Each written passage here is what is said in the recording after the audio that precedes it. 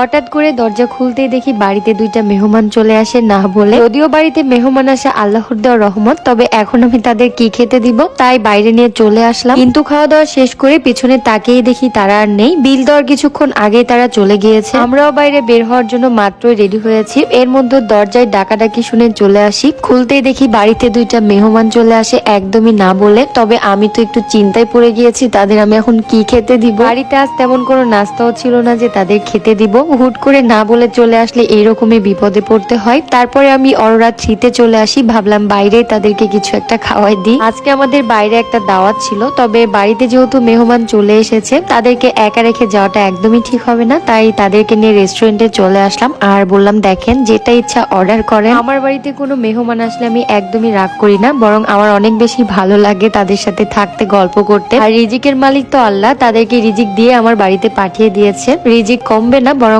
এটা আরো বরকতময় হয়ে যাবে। যাই হোক, তারা আমার কাছ থেকে পিৎজা খেতে চাচ্ছিল, তাই আমি এখানে 2 রকমের পিৎজা অর্ডার করেছি। পিৎজা নিয়ে একটু ঢং করতে গিয়েছিলাম, কিন্তু সবার দ্বারা কি আর সব হয় বলেন তো। সবাই পিৎজা একটা করে তুলে নিল, আমি এখানে 2টা তুলে নিয়েছি। আমার এই ফেরি পিৎজা খেতে খুবই ভালো লাগে। আর তাছাড়াও অরোরাত্রির প্রত্যেকটা পিৎজা অনেক বেশি মজার, দাম কম কিন্তু খেতে অনেক মজা। একটা পিৎজা খাওয়া শেষ করে আমরা দুজনে এখানে চিন্তা করছিলাম আসলে বিল আজকের কে দিবে। যেহেতু মেহমান গুলো আমার বাড়িতে এসেছে তাই আজকের বিলটা আমি দিব, কিন্তু তারা টেনশনে পড়ে গিয়েছে হয়তোবা তাদেরই দিতে হবে। তাদের জন্য আমি একটা স্পেশাল স্টার পিৎজা অর্ডার করে দিয়েছিলাম। যাই হোক, আমি আমার মেহমানদের জন্য এই রেস্টুরেন্টের সবচাইতে মজাদার পিৎজা অর্ডার করেছিলাম। তারা বলছিল স্টার পিৎজা নাকি খেতে খুবই মজার, তাই ভাবলাম তাদেরকে আমি মজার পিৎজাটাই খাওয়াই। অনেকেই বাড়িতে মেহমান আসাটা একদমই পছন্দ করে না বা রাগ করে, তবে আমি না অনেক বেশি খুশি হয়ে যাই। আমি মনে করি আল্লাহ তাআলা তাদেরকে রিজিক দিয়ে আমার বাড়িতে পাঠিয়েছেন, এতে আমার কোনো কিছুই কমবে না, বরং আরো বরকত হয়ে যাবে। স্টার পিৎজাটা